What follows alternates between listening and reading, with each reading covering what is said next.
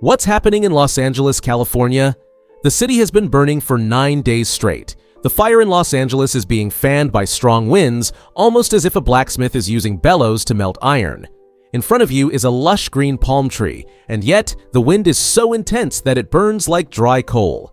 Efforts to extinguish the fire are underway. Planes, helicopters, and water trucks are being used, but the fire shows no sign of stopping. This is the Pacific Palisades area of Los Angeles. Let's look at the images of this area before and after the fire. Before the fire, it was a beautiful, serene landscape.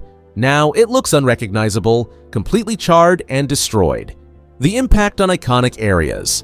The Pacific Palisades area is right next to the Pacific Coast Highway, which is home to some of the most expensive houses in the world. These houses are built right by the sea with waves touching their edges. The price of these homes ranges from $8.5 million to $25 million, amounting to billions of rupees in Indian currency. Sadly, all of these luxurious properties have been reduced to ashes. Why is California burning? Why is California burning? Why is Los Angeles engulfed in flames? In today's video, we'll delve into this crisis in detail. We'll also explain how this fire reached the home of U.S. Vice President Kamala Harris. Here's an aerial image of Los Angeles.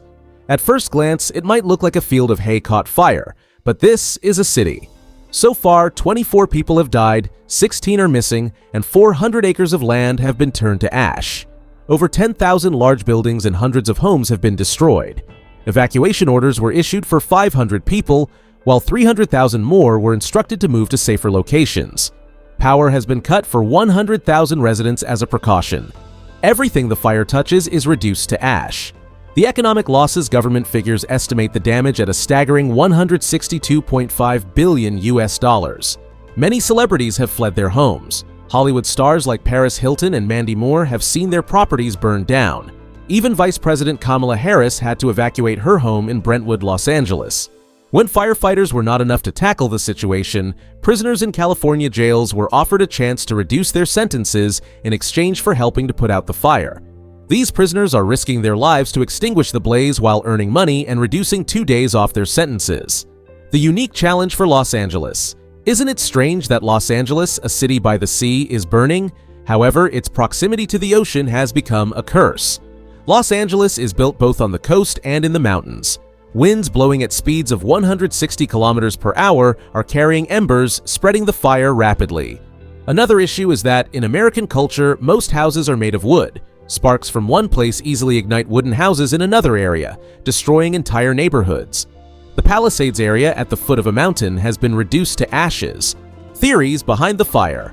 There are 2 primary theories about how the fire started. Arson. Social media claims that someone deliberately set the fire. The Los Angeles police have detained a suspect, but the fire chief has denied this, stating there's no evidence to support the claim.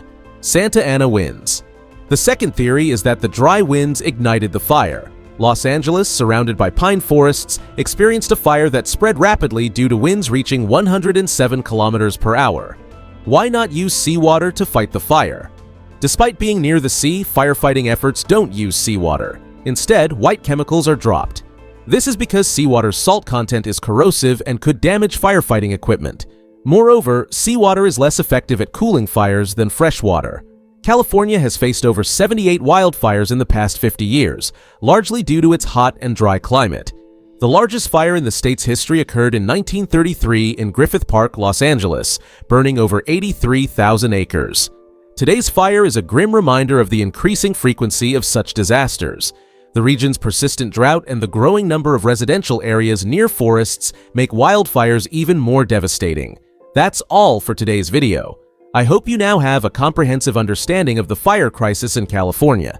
If you're new to the channel, don't forget to subscribe and show your support. Goodbye and stay safe.